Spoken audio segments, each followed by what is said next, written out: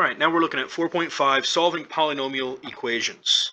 So we have solved equations for a long time, right? Whenever you think about math, you probably think about solving things, right? If you had something like, I don't know, 2x plus 4 equals 0, and you solve that, you have something like 2x is negative 4, and x is negative 2. Right, so that was solving a polynomial equation. That was a simple one. That was just a linear equation. Down here on number 30, we have a cubic equation that we're going to solve. So, starting off, we try to factor it like what we did in the previous lesson.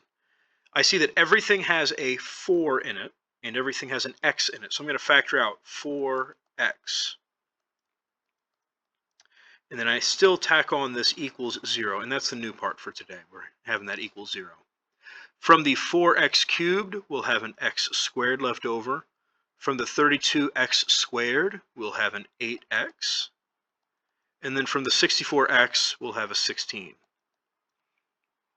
We can check ourselves here by distributing back in that 4x to all three of those, and we would get what we started off with. Now, so we have the 4x hanging out front. Now we want to try to factor the trinomial that's in the parentheses there. So I look for two numbers that multiply to be 16 there. That would add up to be 8.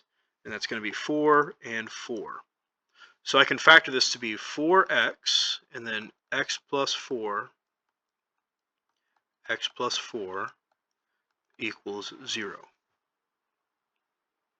Now I'm going to use the zero product property, and that we've used that before. Whenever we used it before, we normally only had two sets of parentheses here. But now we have two sets of parentheses and the 4x. So we really have, let me see if I can erase, we have the 4x, then we have the x plus 4, and then we also have the other x plus 4. So we're going to write those separately here. We have 4x equals 0, the x plus 4 equals 0, and then the second x plus 4 equals 0. Now we solve these three equations separately. We get x equals 0, x equals negative 4, and another x equals negative 4. And these are our answers. And previously, we would have just listed out x equals 0 and x equals negative 4. And those would be our answers. And those are our only answers. But the negative 4 happened twice, right? We had a negative 4 show up from this one and from this one. It showed up from the blue highlight right here, and then it showed up from the pink highlight, right? So it has a repeated solution, right? And right here I say that it has a repeated solution. So we're going to somehow state that. We're going to say x equals negative 4 with a multiplicity of 2. And this mult means a multiplicity. And let's see if I can spell that right. Mult. I'm thinking that's how you spell multiplicity, but I might be wrong. We will normally just abbreviate it to be mult. Okay? So from now on, we always want to be stating a multiplicity if there is. This x equals 0, I don't need to say multiplicity 1. It only happens once. You're only going to be doing that if it occurs more than one time. And what we'll see, and we're going to have that hopefully down farther, is that if you add these up, so we have the 0 occurring once, and then the negative 4 occurring twice. If you add those up, you get 3. And that is the degree over here of our equation. We had a degree 3 equation, right, because that's an x cubed, and we had 3 answers at the end. If it was a degree 4, we would have 4 answers, right? We might have multiplicity to get to the 4, or to get to the 3 here, but it would be different answers, right, multiplicity answers. All right, so that is solving. That's the simple solving. You just factor it and then use the zero product property. Next up, we have the rational roots theorem. And this is one of those that's sometimes kind of difficult to remember, sometimes difficult to apply, but we'll do our best here. If f of x equals blah, and that's the standard polynomial equation there, if he has integer coefficients, then every rational solution of f of x equals 0 has the following form. And to be rational means that it could be a fraction. So right here they have p over q. So that's like a general fraction there. The fraction with a numerator of p, denominator of q.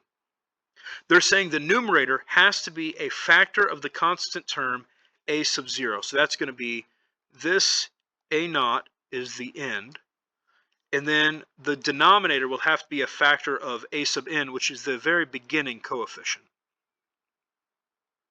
What this can be useful for is if you're really just hitting a brick wall and you don't really know what to do in a problem.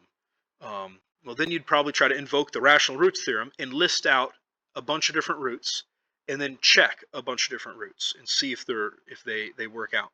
Let's see how we can apply this to number 31. We're going to need to list out P over Q. Right? So that's going to be factors of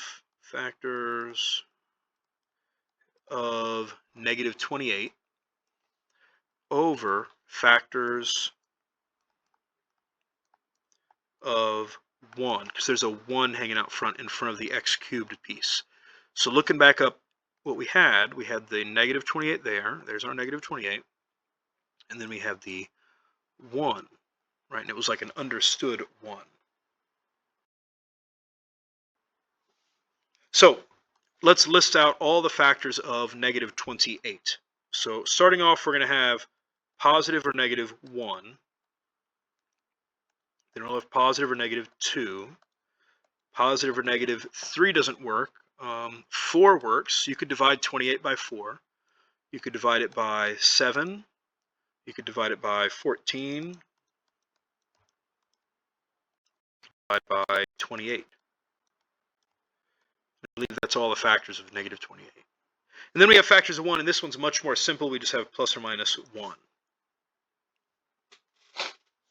So now we need to list these all numbers out, and it's really convenient just because we have the denominator of plus or minus 1. Makes it much more simple. If that was a 2, then we'd have to list out a lot more. We're just going to have plus or minus 1, plus or minus 2, plus or minus 4, plus or minus 7, plus or minus 14, and plus or minus 28. These are the possible rational roots. So we're going to try to find 3 of these numbers here, right? So there's all these possible roots. We should have 3 answers because this is degree 3 polynomial, right? X cubed. So there should be 3 answers at the end. So we're going to take these numbers and we're just going to plug them in and see if they work. So I take an XYT chart and I'll have positive 1, negative 1, positive 2, negative 2. Next up we'd have positive 4, negative 4, positive 7, negative 7, positive 14, negative 14, positive 28, negative 28.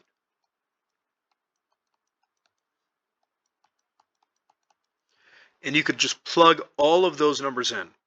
Now I plug them in just so we can move quickly. And whenever I plug them in, I got a 0 for the negative 1, a 0 on the negative 4, and then a 0 on the positive 7. All of the other numbers were not 0. Okay, so you would plug these in and you would get something that was not 0.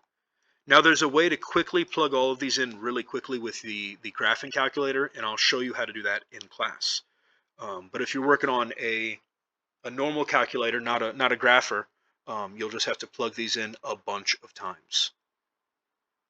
So what this means are that our roots, because we got the 3 zeros there, our answers are x equals negative 1, negative 4, and positive 7. And that's going to be our answer.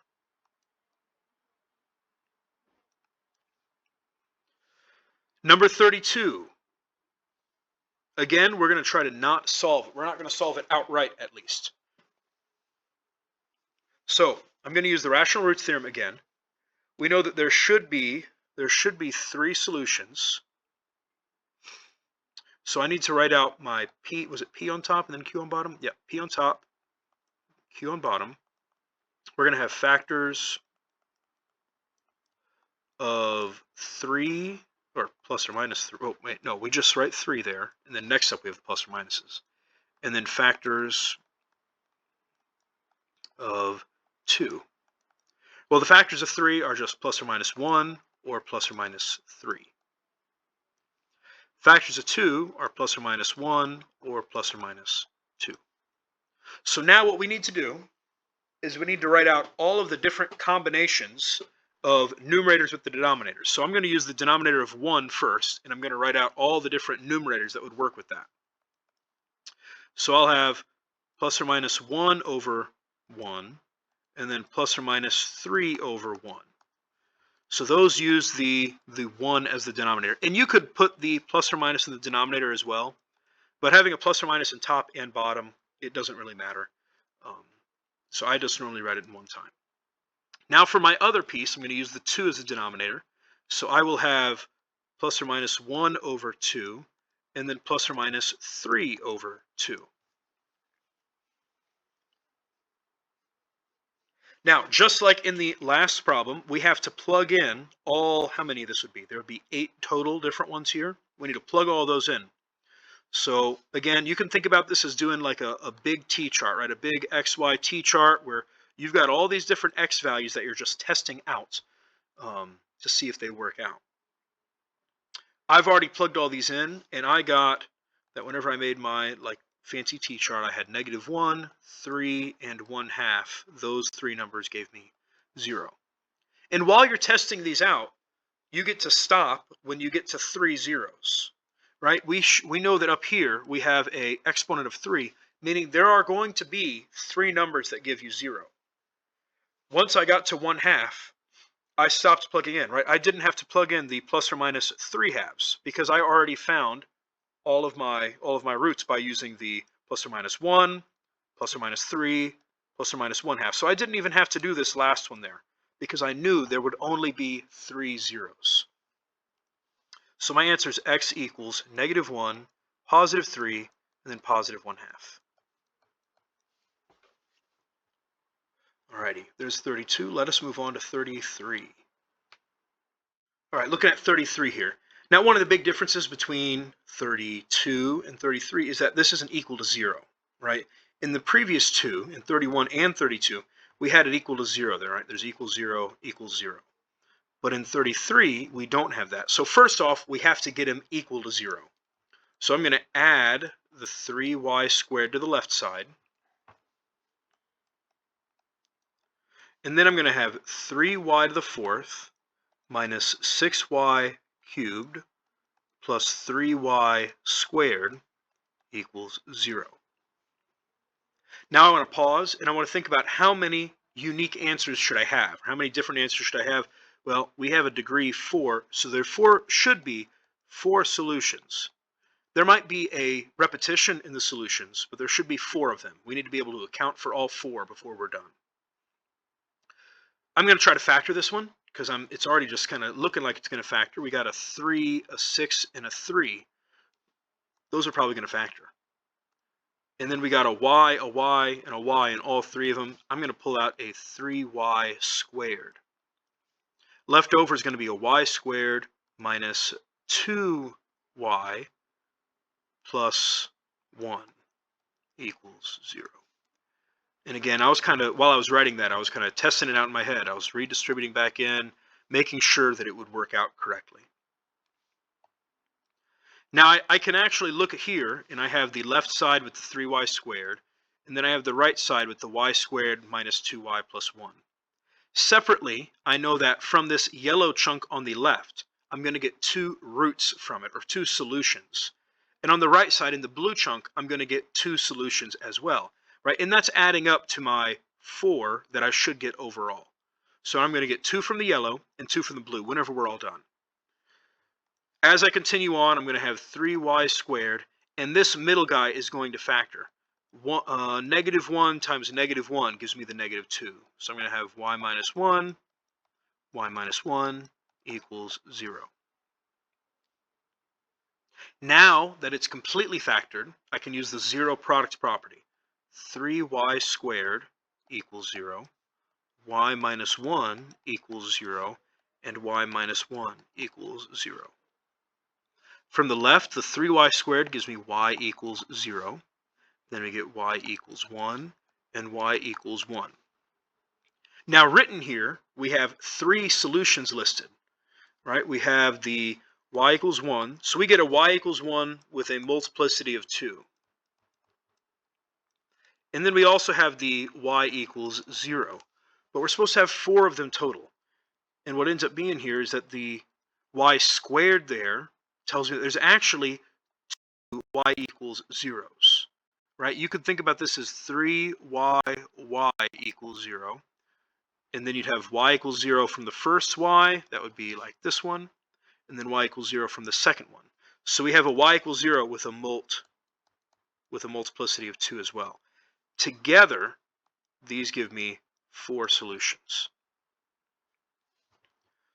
So again, the process of doing these, the process of solving is you first get them equal to 0, and that's pretty standard for what we've been doing. Then you want to factor if you can. And then if you can't factor, we know that we can use the rational roots theorem to get us some potential answers. And then we check our potential answers. In 33, we were able to just factor everything, and it worked out very nicely in that way. Let's look at 34, and so we're going to get them equal to 0, like we did in the last one, and then we're going to see if we can factor. So I'm going to subtract everything to the left. That'll give me 8u to the 6th minus 16u to the 4th equals 0.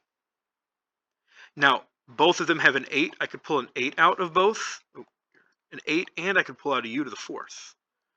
And then I'm going to have, what, u squared minus 4, and that's equal to 0. Now, I didn't write it in the beginning, but this is a degree 6 equation, so there should be 6 solutions. And then I'm looking at my break apart here. I've got 8u to the 4th. This is going to give me 8u to the 4th equals 0, and u equals 0. And that's going to have a multiplicity of 4. So I'm going to go ahead and write this. U equals 0 with a multiplicity of 4. And then this other piece, the u squared minus 4, we could go ahead and say u squared minus 4 equals 0, u squared equals 2, u squared equals 4, and then u equals plus or minus the square root of 4, which is plus or minus 2. So we have u equals 0, and then u equals plus or minus 2. And if you add those up, we have 4, 5, 6. So we needed 6 answers, and we've got our 6 answers. Now, right here, some of you might have noticed that that is a difference of 2 squares. We could have written this, we could have factored it more and said 8u to the 4th, and then u plus 2, u minus 2 equals 0. And that would be a good way to factor it. I'm just trying to show you a different way. You can break it apart into 2 more simple problems before factoring it completely if you want to. All right, let's look at 35. So we want to try to factor it, and if we can't factor it, then we try to do the zero products property. But we really don't want to do the zero products property unless we have, not zero products property, the rational roots theorem. There we go. We don't want to use the rational roots theorem unless we have to. I hope that we all agree. Let me see if I can get back to this page. That writing everything out for 31 and 32, that takes a while to write everything out. And it takes a while to plug everything in as well. So this is kind of like a last resort. If you can just plain old factor, you want to. In 35, all right, looking at problem number 35 here. We're supposed to solve again. This one has 4 terms, and the last one only had 2. The one above it had, well, it's not going to show me, 3. And number 32 and 31, they had 4 terms, and we had to do the long form using the rational roots theorem. On this one here, I want to try to not use the rational roots theorem because it takes a while. I'm going to look at the first 2 and the last 2, and I'm going to try to factor by grouping. And don't write this down because it's not going to work out, but I want to show you what I'm going to try to do. From the first 2, I'm going to pull out an n squared, and then I'd be left with an n plus 12. And then I want to try to look, how could I make the second piece, this guy, look like something with an n plus 12? And I'm just not seeing how we could make that work out. I'm just not seeing it. So this one would be unfactorable, or at least I can't see how to factor it. So we're going to need to invoke, or we're going to need to use the rational roots theorem. So I'm going to look for factors of p over factors of q. That's going to be factors of the 64, which is going to be plus or minus 1, plus minus 2, plus minus 4, plus minus 8, plus minus 16, plus or minus 32, plus or minus 64. There's quite a few there. And then the other one is a little bit nicer because it's just plus or minus 1. So let's list out all of these. Actually, we kind of have them listed out here in the numerator. These numbers here, we're going to start trying to plug in. So I start off, and I'm actually going to, I got my calculator here, and I type this equation actually into the grapher, and I've opened the table, and I'll show you how to do that in person sometime. And whenever I look at my table, I see that -4, right? If I made a t-chart with -4, it gives me a 0. So we know that one of my answers are going to be -4. But we should have 3 answers, right? There's an n cubed, so we should have 3 total answers. And if you look through all of the other answers, it's not going to work out. You're not going to get another 0. So it's not just -4. We're going to have to figure out where are the other 2 solutions, right? Because that n cubed means that there has to be 3 of them here, right? This is a cubic, so it has to have 3. So what we're going to do here is we're going to say that because this was an x equals -4, or x equals -4 there, we know that if we could factor it, the step before it would be that x plus 4 equals 0. Right? We'd have that factored over, and then we'd have an x plus 4, and we'd have something else equals 0. Right? We're kind of thinking backwards, as if we were actually able to solve the problem. So what I'm going to try to do is I'm going to divide this equation up there, that expression, by x plus 4. And I'm going to use long division for that. Well, I guess it's not x plus 4, it would be n, wouldn't it? This would be an n, that'd be an n, that'd be an n, that'd be an n. So I'm going to divide by n plus 4. Underneath it, we're going to have n cubed plus 12n squared plus 48n plus 64. Right, and again, what I'm trying to do here is I'm searching for my other 2 roots. We know that there have to be 3 roots total, and we have found one of them.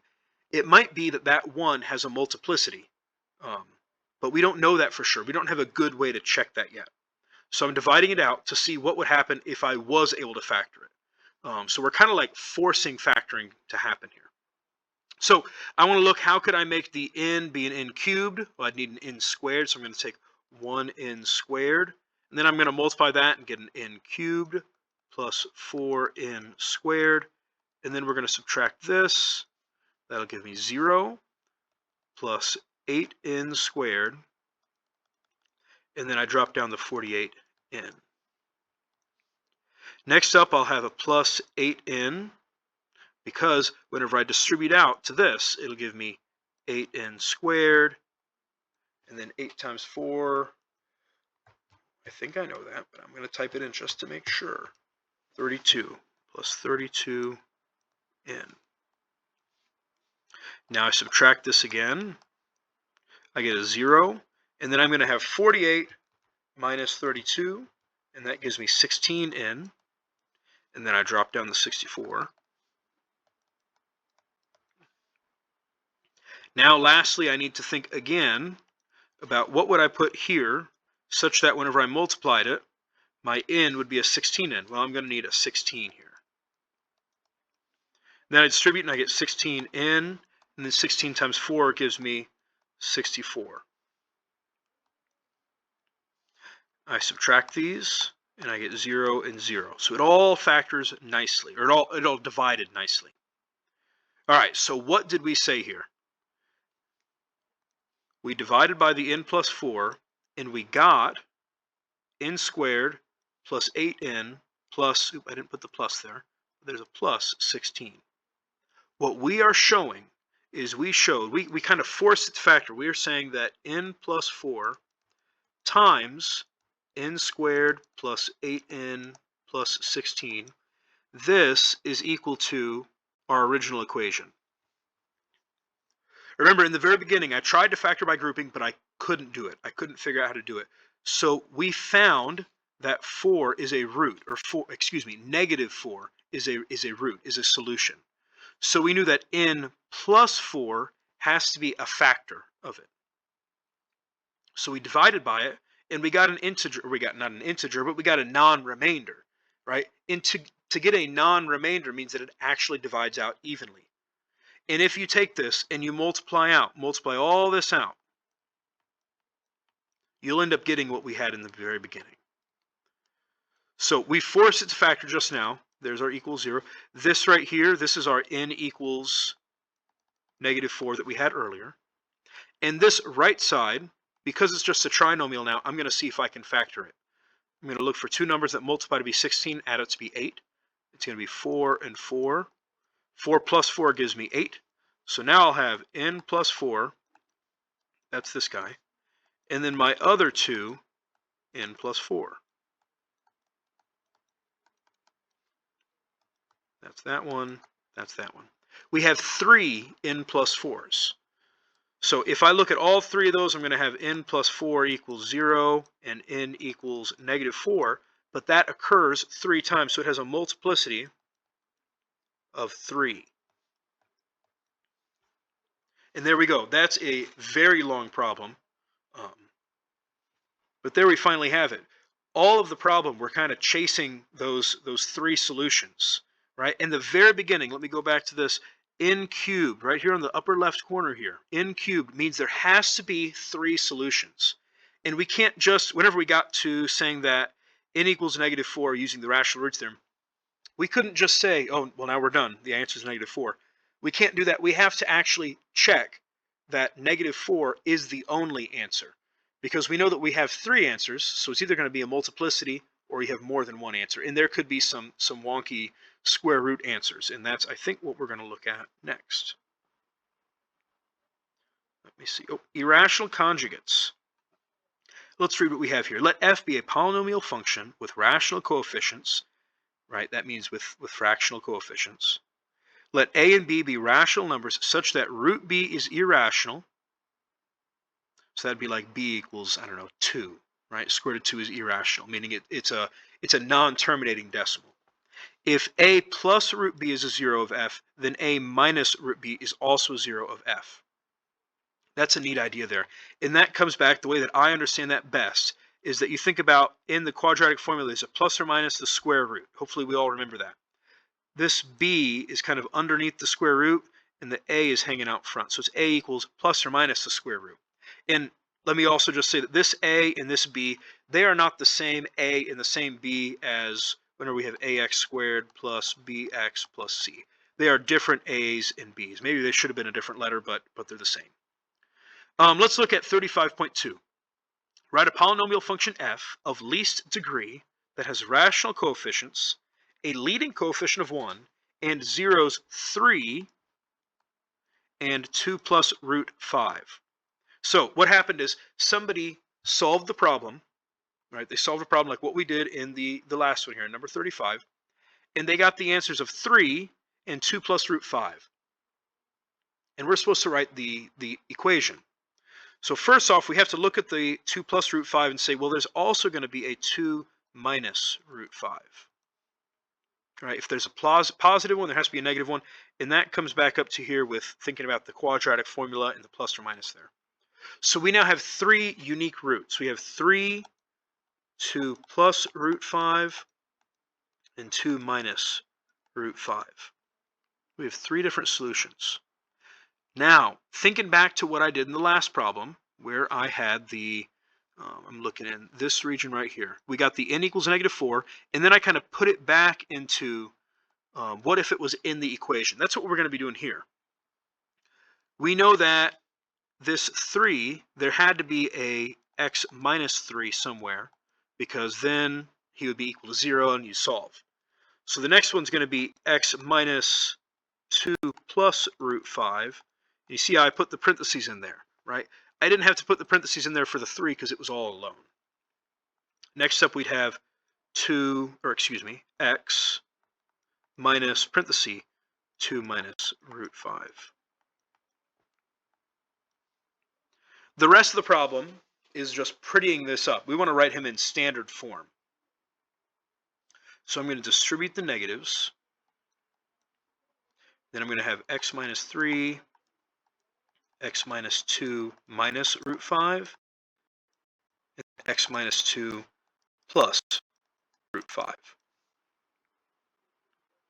Now, in these problems, what I would suggest you do is you leave the beginning all alone, or whatever the plain piece is, the piece without a radical. I would leave him alone. So in this next step, I'm just going to have the x minus 3.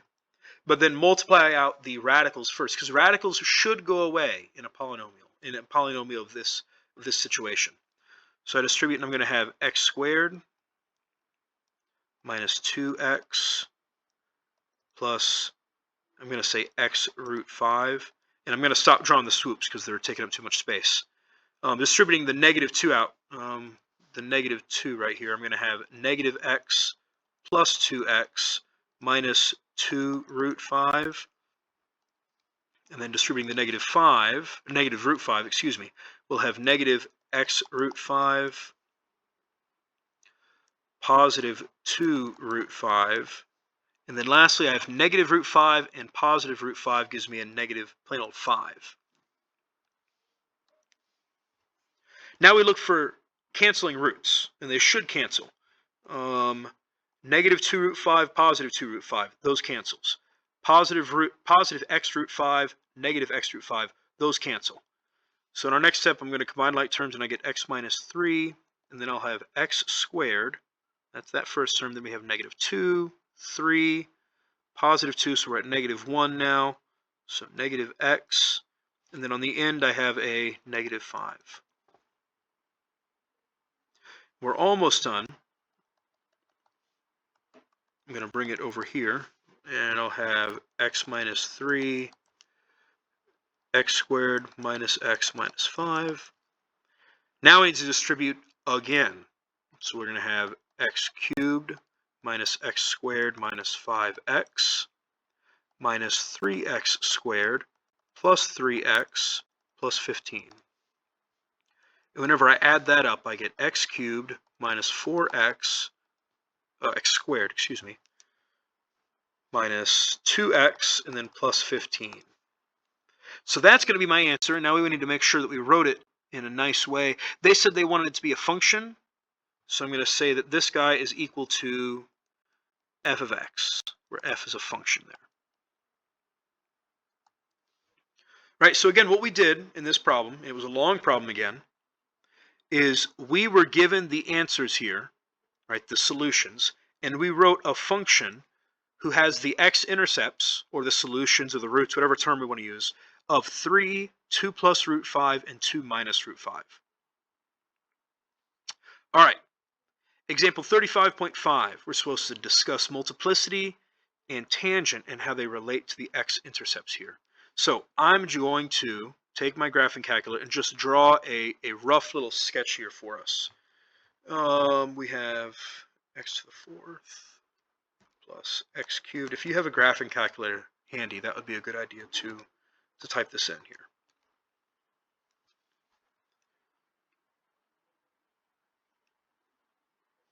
1, 2, 3. It looks like we have an x-intercept at negative 3, at 0, and then at 2. And it looks like it does something roughly like this.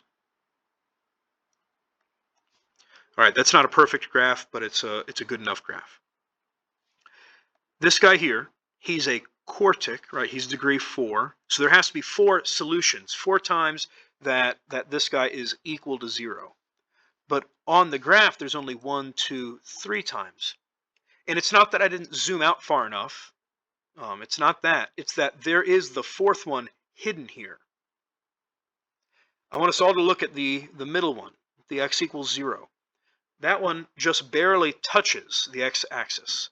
That means that there's going to be a repeated root there.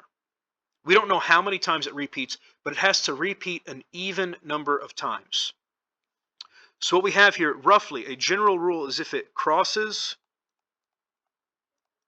the x-axis, it occurs 1, 2, 3, 5 odd numbers. There's a of 1, 3, 5, something like that. It repeats an odd number of times. So either it only happens once, or it happens 3 times, 5 times, 7 times, so on. If it just is tangent to the x-axis, it has a multiplicity of 2, 4, 6, or so on. It has to occur an even number of times. So right here at 0, we know that that has an even multiplicity, whereas the other two has to have an odd multiplicity. So our actual answers are going to be x equals negative, is it negative 3, equals negative 3, and then it's going to be 0 mult, M-U-L-T, 2, and then also at 2. And that ends up adding up to be our 4 different roots. So on all of these problems, whenever you're doing it by hand, they are long problems to do. If you have a grapher handy, I would graph them and have the grapher help guide your decisions or help guide your process. It's not that the grapher makes it easier necessarily, but it just means it such that you don't have to go down a bad route or a bad route whenever you're trying to solve it. So I would heavily suggest graphing them before you try to approach the problem. All right, that's 35.5. I know this is just a beast of a section. It's a huge section. So try your best, and I'm sure we'll be talking more about the homework in class.